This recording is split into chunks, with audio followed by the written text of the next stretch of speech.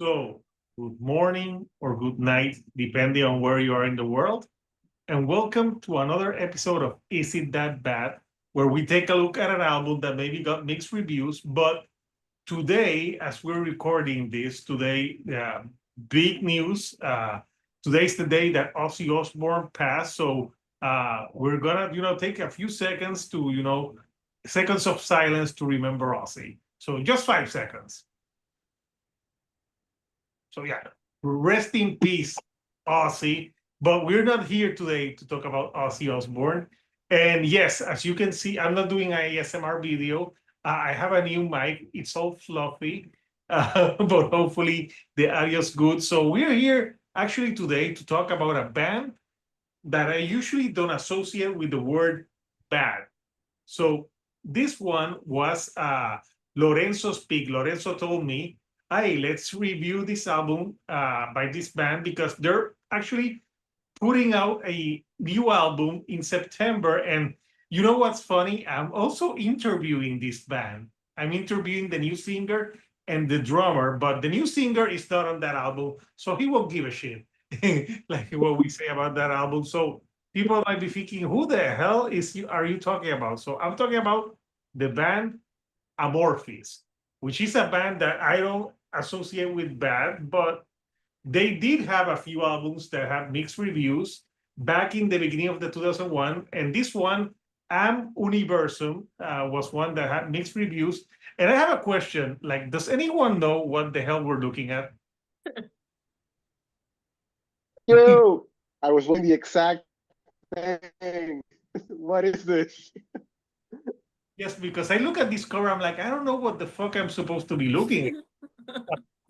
So, a little bit of background on this album. This album came out in 2021. It's their fifth album, and it got mixed reviews at the time because it changed the death metal sound to more progressive elements, and there's a lot of saxophone on some parts of this album, and it featured the singer Posey, I think it's Koshiner or Pasi Koskinen.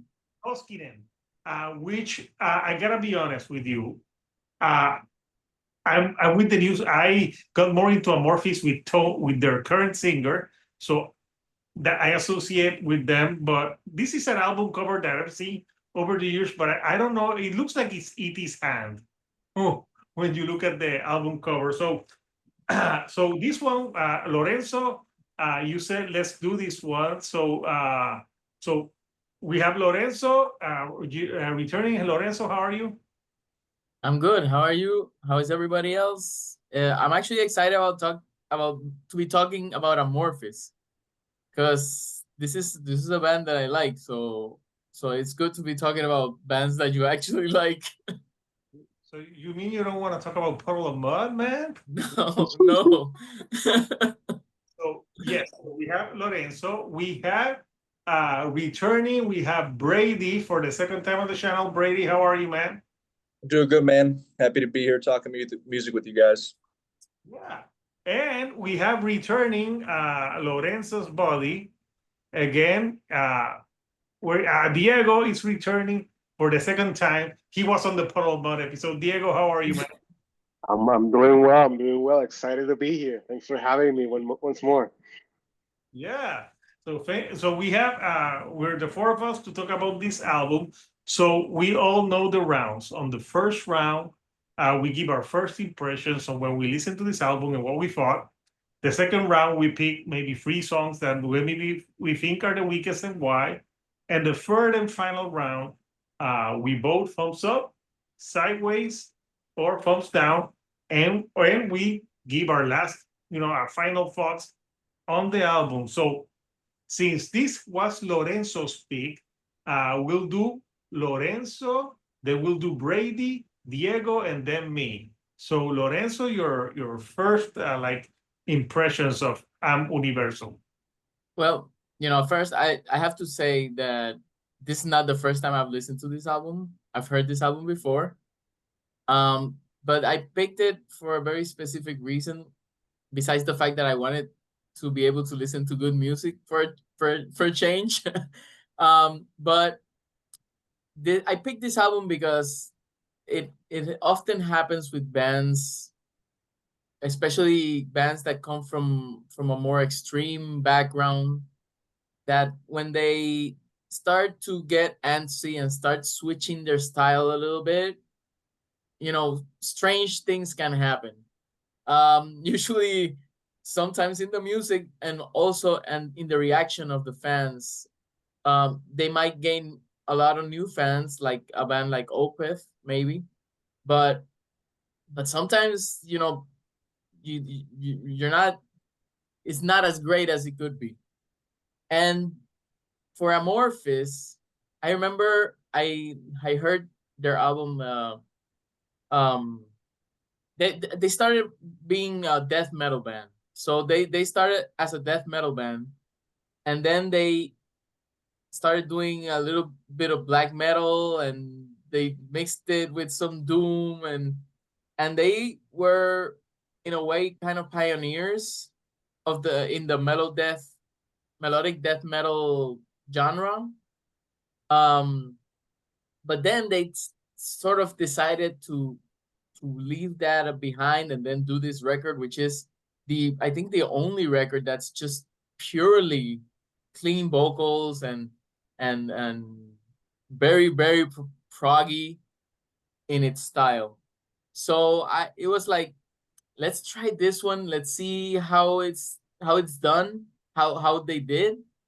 And I remember liking this album a lot back in the 2000s, early 2000s, when I listened to it. Then I didn't listen to it for like 10 years. You know how it happens where sometimes an album you like, just kind of, you forget about it for a while. And then when I listened to it again, I was like, I'm not sure if I love this as much as I loved it way back.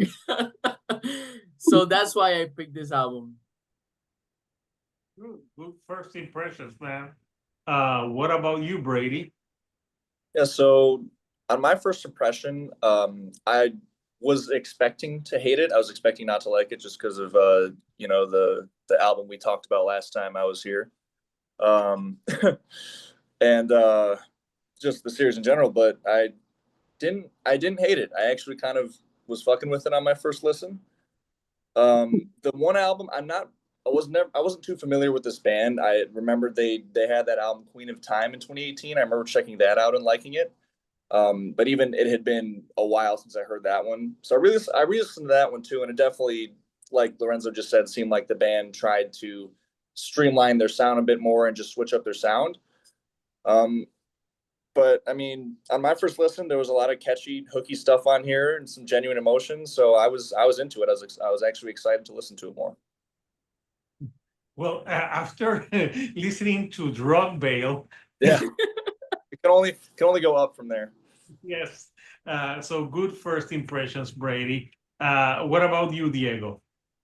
Um, well, honestly, I kind of feel.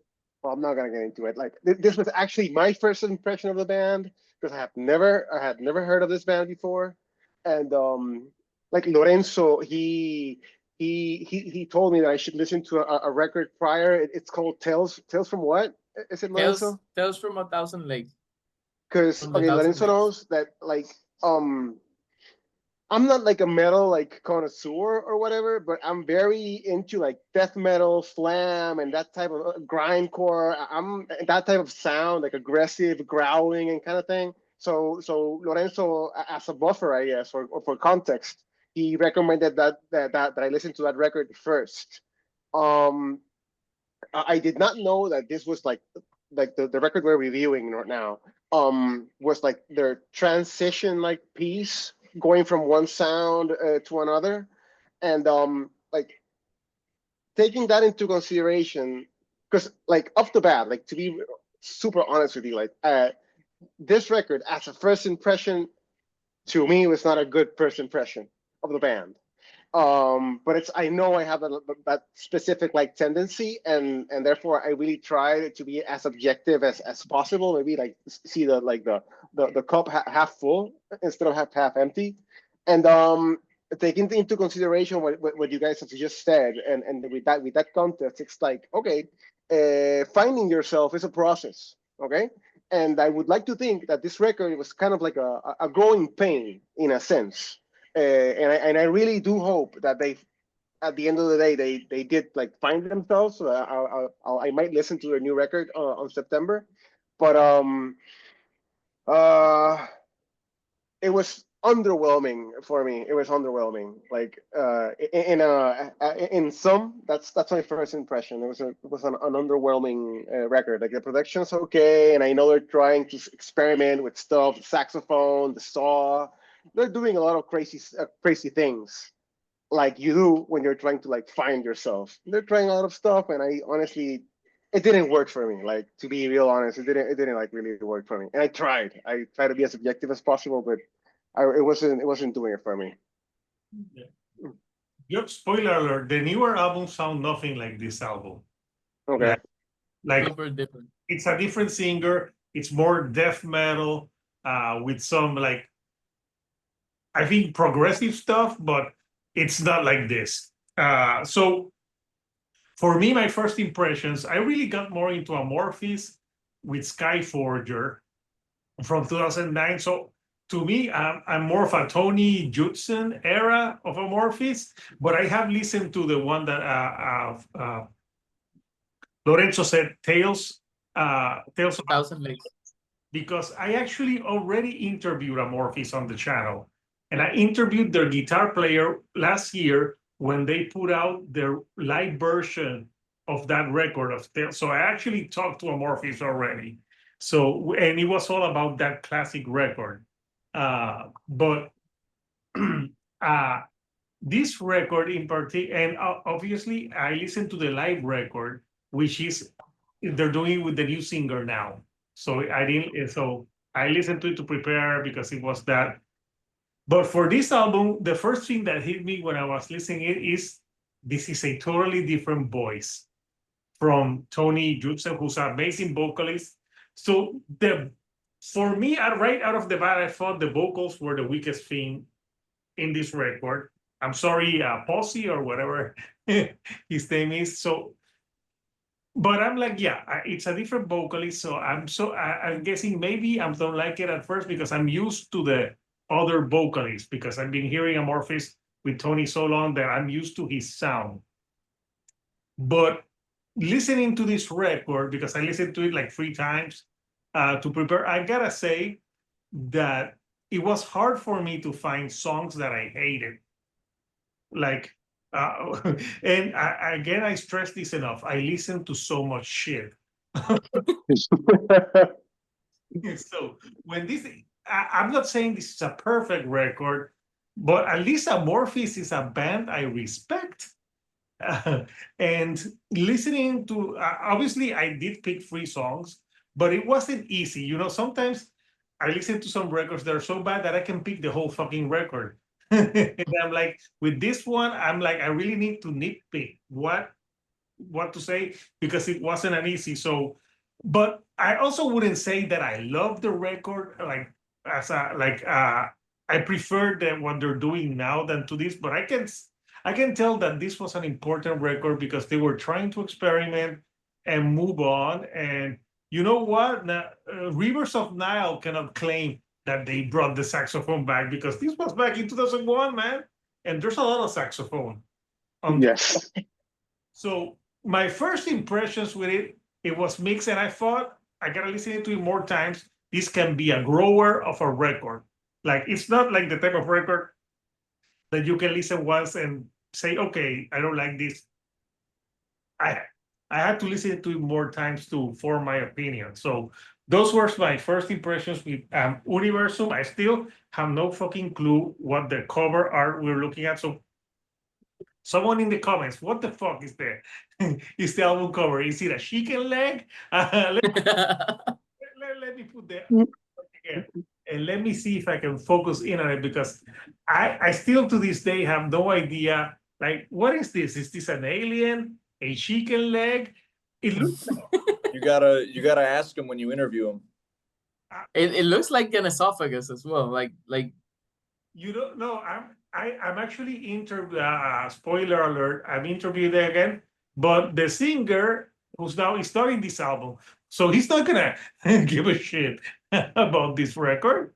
Plus, we're gonna talk about the new record. So yeah, it looks also like ET stick. So I don't know. So those are my first impressions. On home. We don't know. We don't know what it is. So let's go to round two, where we pick the three tracks that maybe what we think are the weakest. So Lorenzo, give us your picks. Okay, so picking songs here was like Hector said, it was hard for me because I've heard this album so many times.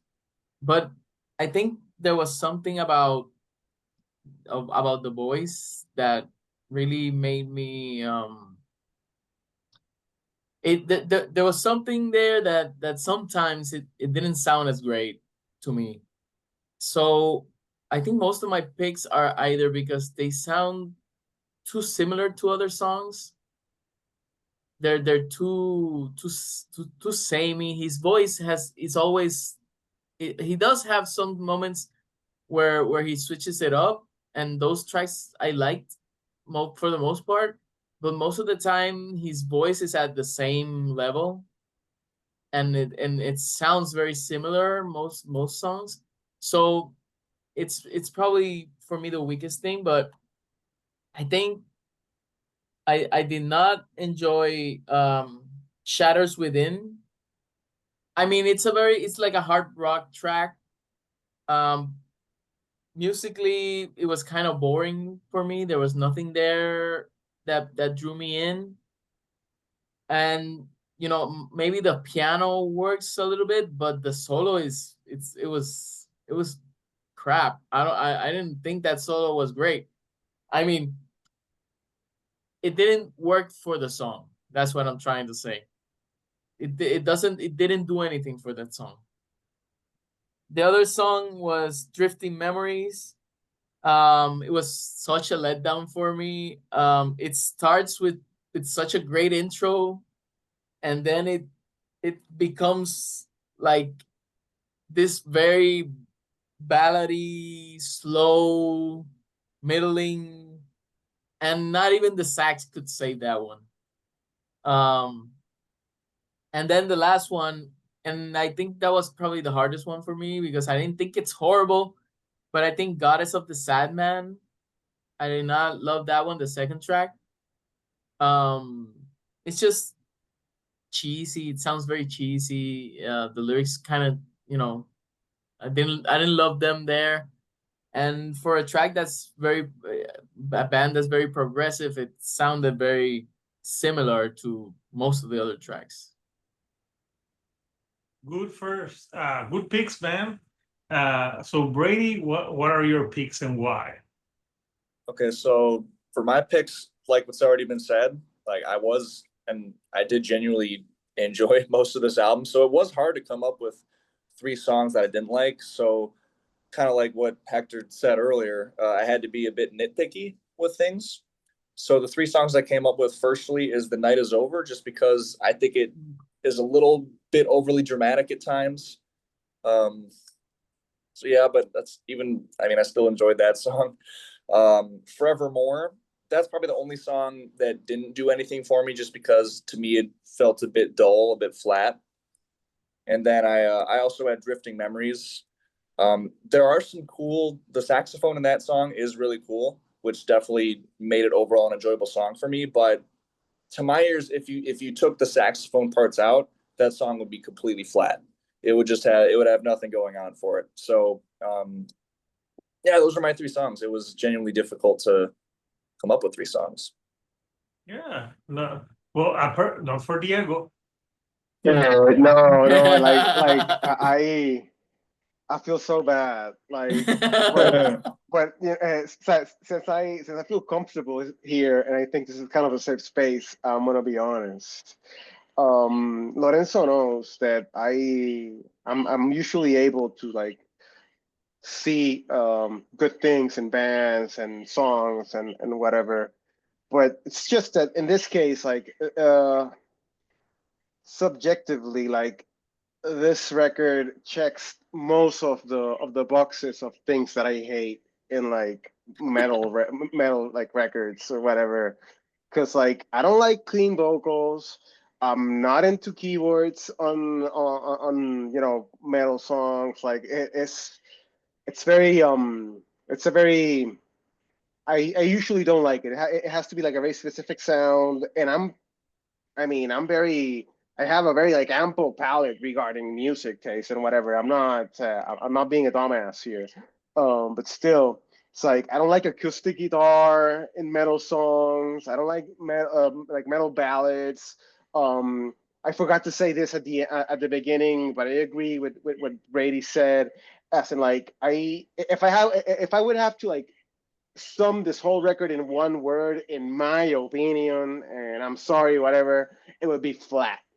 And I have to say flat because since I did not know about this band, and I the little research that I did prior to listening to it, it was like a death.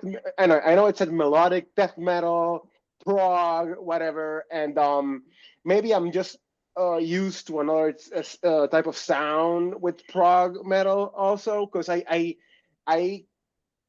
kept expecting the progginess and I didn't feel it ever arrived in the record. Like I'm a drummer and I was like, okay, that beat's cool. Let me see how it grows or how it gets progressive or whatever. And I never like felt it got there. But in order to like just name three songs, I'm gonna go with I did not enjoy The Night Is Over. Um, I hated the wah in the guitar. Like I only believe that the only band that's allowed to use a wah, it's Rage Against the Machine at the moment. Like that was cool. Not But that's it. What? not Kirk Hammett. Este, it's just this specific type of use of the wah, which is like more like a blues kind of thing, which was also like combined with some kind of blues like keyboards. They had like this organ type of sound, which is just not doing it for me. I thought the song was too long, um, and definitely this is this was one of the songs that I definitely did not like because I had to listen to it like 8 times because I was not able to like focus on the song. Like I played the song and all of a sudden I just got lost and oh my god, I'm already listening to another track. So I didn't feel that it was like there was nothing memorable for me there.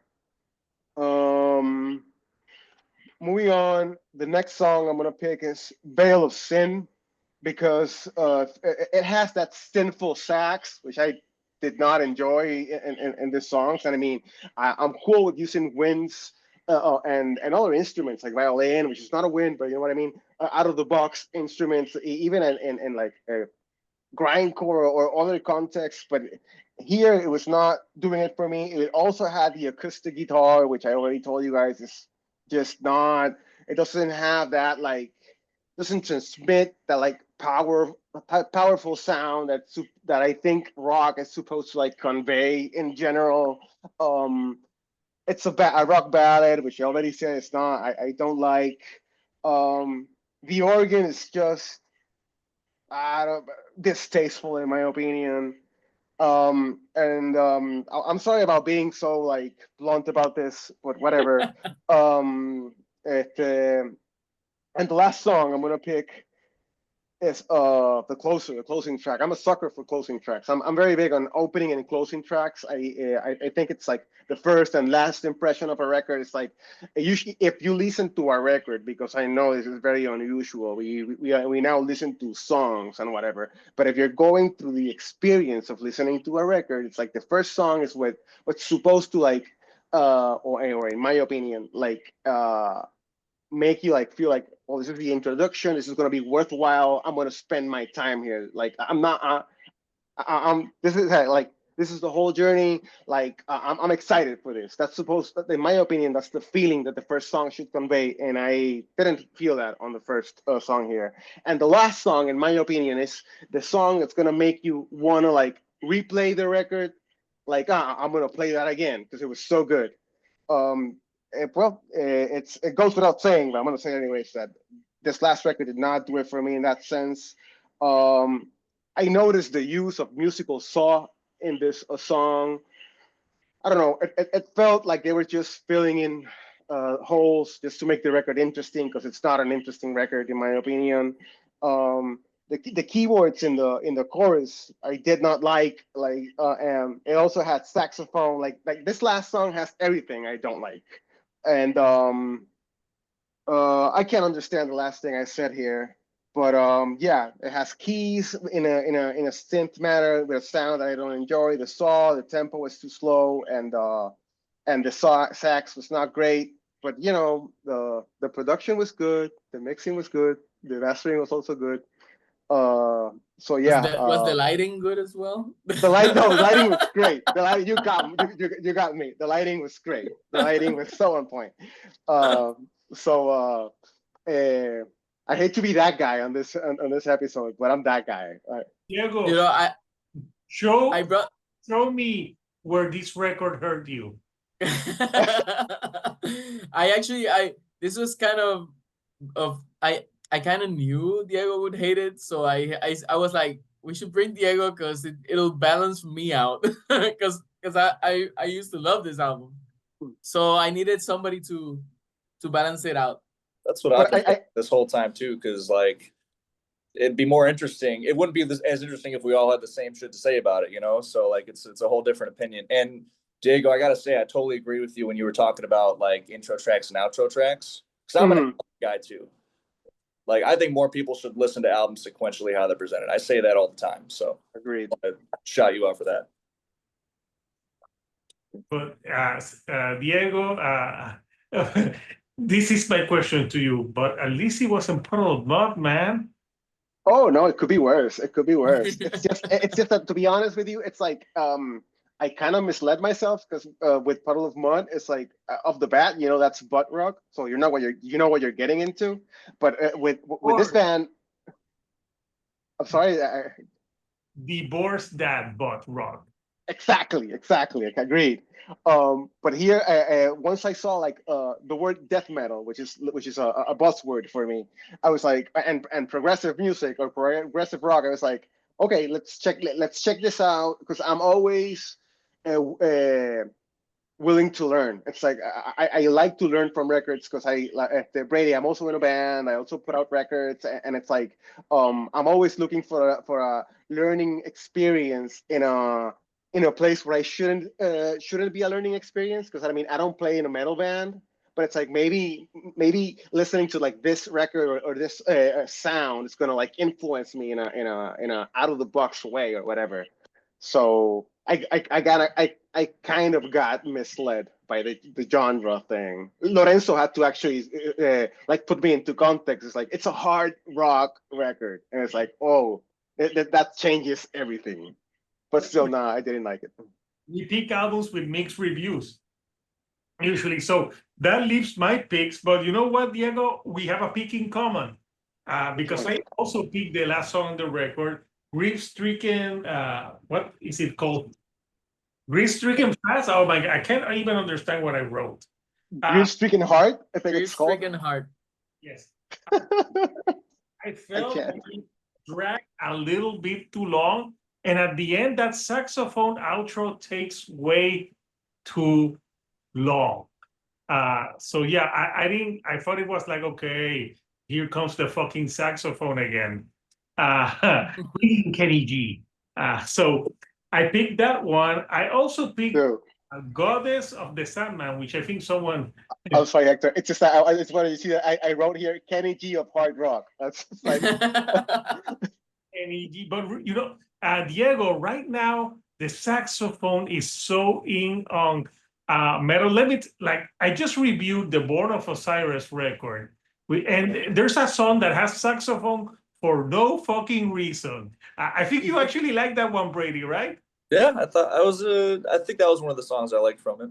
And I'm like, no, you know why I didn't like it? Because Under Fucking Oath was on that song, and they fucking suck now. Oh, no, I didn't like that song. That was one of the songs I didn't like. Yeah, I'm with you. It had the saxophone for no fucking reason. Yeah. So I picked Goddess of the Sandman because I thought that song was a little bit too repetitive and simple. And I'm like, is this supposed to be more of a progressive rock record. So that song to me was too. And if I want Sandman on a song, I already have a better song. It's called Enter Sandman by Metallica. It's sad man, actually. It's Oh, sad man. It's Sandman. People are gonna be, you idiot. Like, okay. You know what? Now it's actually more pathetic. Enter Sandman? Ooh, I thought it. I know, Goddess of the Sandman. I thought it was Goddess of the Sandman. And you know what? My version sounds better, man. That's true. So yeah, Goddess of the Sandman. Now it maybe some more with this. So yeah, I thought it was too repetitive and simple, and now I think the name sucks. And the third one I picked was Crimson Wave. Found it a little bit too boring at times, even with the saxophone. So those were my free picks. So now we're going to the third and final round where we give our last impressions and we vote thumbs up, sideways or down. So Lorenzo? Well, look, I think which way I'm gonna go with this, but having listened to this album for a long time, now listening to it with a critical ear, it brought some things that maybe I'd noticed back then, but I just didn't care. So there were some things like, for example, and Diego and Brady could probably enlighten me if what I'm saying is completely bullshit. I don't write music, so I don't know. But it if you're trying to expand your sound and claim you're doing something progressive, this album feels to me like trying progressive but not really getting there. It's the song construction sound, it's too samey. Most of the songs sound similar. The structure of the songs is very simple in terms of lyrically. It's basically verse, chorus, verse, chorus, and there's sometimes a pre-chorus, but it's just that there's no like huge time signature changes that would make me feel like, okay, I'm going in on a journey. Like for example, an Opus song might be 6 minutes long, but it feels like there's like 3 songs because you're going on a journey. And I didn't get that. I didn't get the progressive rock or progressive metal elements from this album.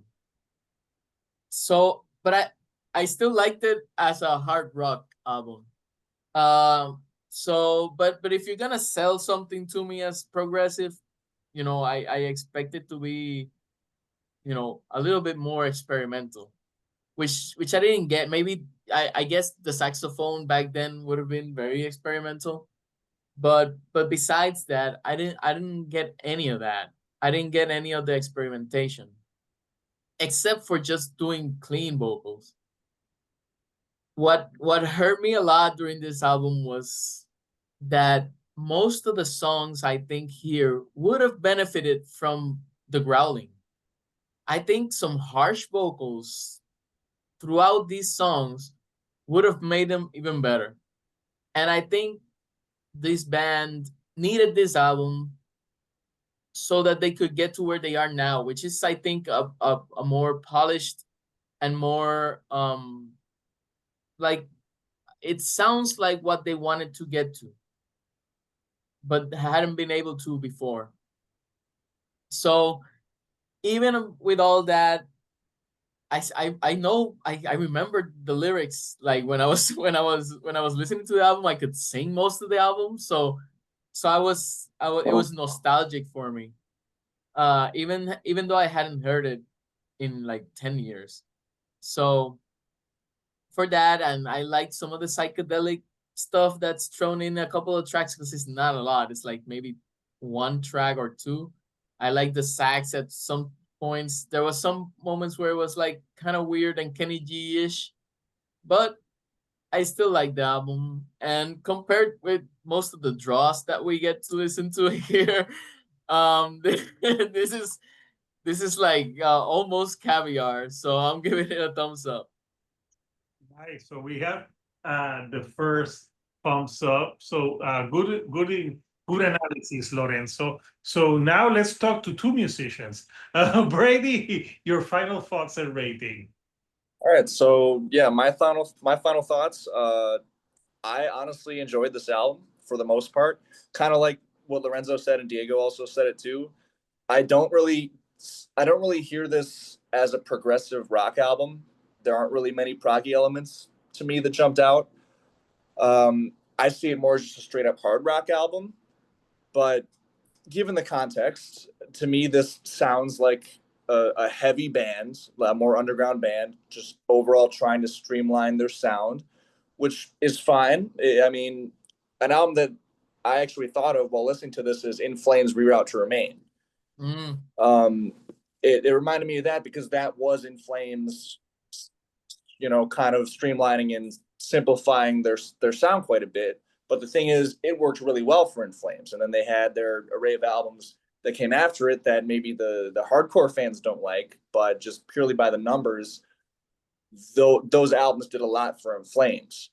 So I think that's kind of what Amorphis is going for here. And you could use a more recent example like Gojira too, because with Magma and Fortitude, same kind of thing. They streamlined their sound, but they just opened up their music and made themselves so much more accessible that they gained legions and legions of new fans from it. So I don't think it's a bad thing that they tried to go for this sound. And unfortunately, it doesn't seem like it had that same effect for Amorphis as it did for In Flames and Gojira, like I just talked about.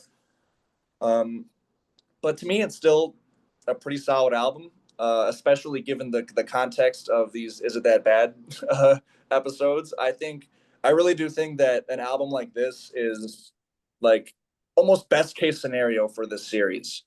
So, and yeah, it might not be perfect. I do think the vocals are a bit unassuming at times.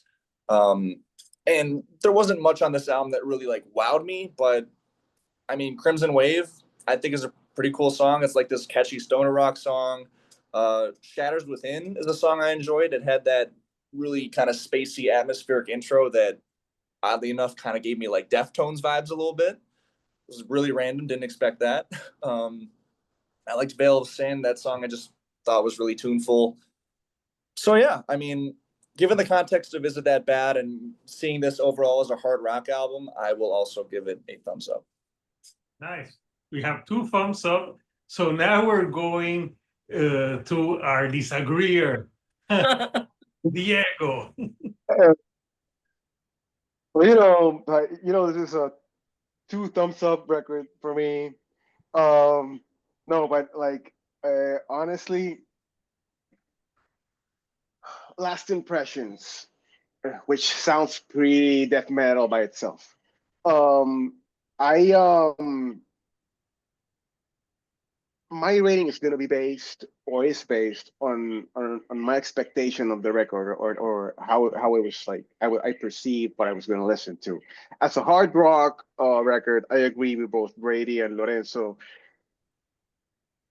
It's okay. It's good as a hard rock record. It's just that I'm not into hard rock. I like I can appreciate it, but it's never gonna be like my go-to sound wise. Um, I mean, it felt at least it wasn't like offensive or whatever. Like they're like I said earlier, like they were looking for them, searching for themselves, like trying different things. Um, and I don't want to sound like that orthodox like metal gatekeeping dude, as in like metal has to sound this way and it has to be like this and it's a whole square, and if you don't fit in that square then you suck. It's not like that. I actually, like, now that I think about it, like even in the hard rock context, like I think it was more of like a storytelling record. It's not a concept album at all, but it felt like the music, the compositions felt like they were trying to drive the vocals instead of being a record which is that the vocals are built or constructed or what composed or whatever around the music, it felt the other way around. Like the music was trying to drive the lyrics and the singing, which was different from other records. And I can respect that and recognize that effort. However, as a death metal or progressive record, it's a thumbs down, a thumbs down for me. I mean, the saxophone can be a very aggressive instrument as well, even though it's a wind instrument or whatever. It could be very aggressive. It could be very metal. I think there was a lost opportunity here with that. And regarding the progginess, the only thing I can say is that this was taking into consideration what Lorenzo said, that he listened to this record once before and he's taking it again. So the only like progressive element I could say out of this whole experience is that this definitely, for the record, for me was in a wrong time or an odd time or whatever. It was not.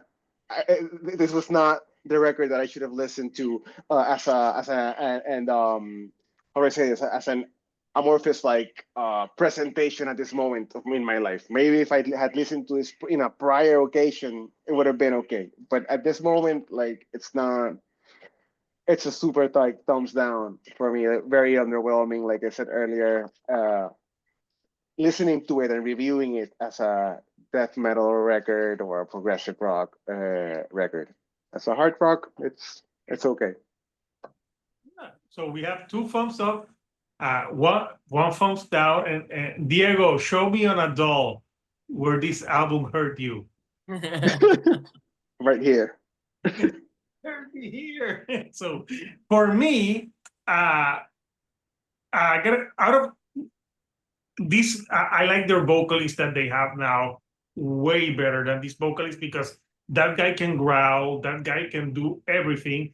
And I believe, Diego, the albums that they're putting out now, you will enjoy more, because there's actual experimentation and there's death metal. You know, there's aggressive sides. They're a way better band now. I actually saw this band live when I was living in Miami, and it was Omnium Gatherum. There's one band I can't remember now. Amorphis and Dark Tranquility, and it was Nice. and it was awesome. And to me, the last few Amorphis albums have been so good for me that I really love them. So going into this one, I didn't know what to expect, because I just remember seeing that cover. I'm like, oh, I remember that cover. The cover, I don't know what the hell it is. And the album, it said the progressive, but when I was first listening to it, I'm like, I don't think this is progressive at all. It has some saxophone. It's like Lorenzo said, it's like I don't want to do like a crude gesture, but it's like you're on a first date and you're just like copying the first field. So they're the first field of progressive. They're just the tip. they're going full prog. Their first base. First base. Yeah, the First base prog. Love that. first base prog. I'm like, we put a saxophone. That's prog, right? So on repeat listens, I'm like, I can't review this album as a prog record, because as a prog record, it would be a very middle of the road prog record. So I compared it as a hard rock album. I have no problems with hard rock. I gotta say that the weakest thing for me on this album was the vocals. Just to say me, I think some growls here and there could have made it better, but even though I pick 3 songs, there's no like song that I really truly hate on this record. So it's actually, I give it a thumbs up. I'm like, it's got enough stuff for me to give it a pass. But that also, Diego, is because I listen to so much shit that maybe I'm biased. But yeah, I don't think it's the best Amorphis record. And if you're gonna start with Amorphis, I say don't start with this. Maybe start with their first ones and the ones that they're putting out now. And this one, maybe, yeah, I can see why it's got mixed reviews, because It's one of their weakest, but surprisingly enough, even a weak Amorphis album is better than a lot of stuff out there. So it actually gets a pass. So this album has 3 thumbs up and 1 down, so it's actually safe. So it's not that bad. So Couchers, we want to know from you, what do you think of Amorphis-Am Universum? And please, for the love of God, what the fuck is on the album cover? Someone explain to me what is the album cover about. So yes, it's safe. So I want to thank my guest for this episode. So first of all, Lorenzo. So Lorenzo, we're actually doing another episode this weekend. This one, I'm sorry, Lorenzo. Slaughter to Prevail, Grizzly. I, That- surprisingly, Slaughter to Prevail is one of those bands that I've never actually sat down and listened to a whole album. So actually, I don't think I've ever heard like a full song. You are So it's a- gonna be an experience. Yes, you're in for a treat. So yes, and Brady, thank you for making this one. Brady, do you want to talk about Slaughter to Prevail? So I am actually doing, that's gonna be my next review that I put up. I'm hoping to have that up tomorrow. But I mean, yeah, I think they're an interesting band to talk about. So I would come on for that. Yeah, we're doing that.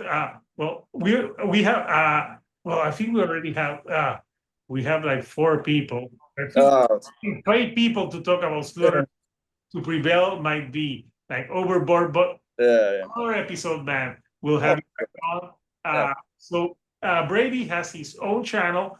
You can follow his band or mentor, which I reviewed on the channel, and you see him smiling there, but he's quite angry.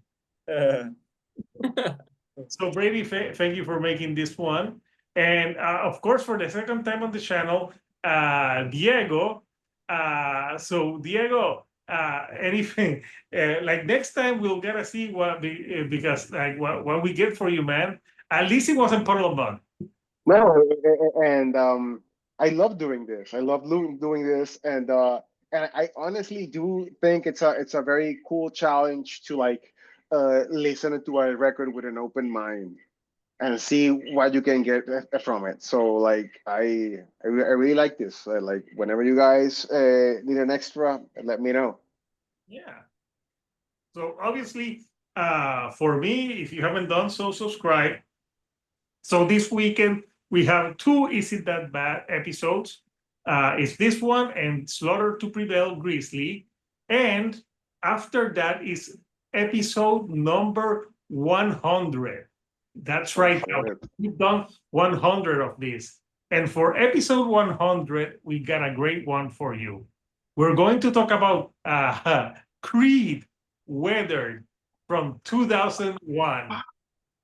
So that's gonna be a good one. So and I think joining me for that one will be Chile from Lively St. Res, JC, Rock of All Ages. So that's the 100th episode. And yeah, and after that, there's a new Machine Gun Kelly record that I just discovered is coming out in a few weeks. So we gotta talk about that shit. And another one that there's 2 other ones that I have planned. Van Halen 3, when they change to another third singer, that's a good one. And we also have there's a Is It That Bad for that Spotify AI band, the Velvet Sundown, that I'm thinking of. So those will be the next episode. So Couchers, we want to know from you anything else that you like us to cover. And I have a very exciting idea for the last episode of this year, but I can't give too much away, but it will be something different. So again, thank you, Brady, Diego, and Lorenzo for making it to this episode. So until next time, Couchers, this is Hector, the Shield Dude on a couch, and I'll see you all right here on the couch. Thank you and goodbye.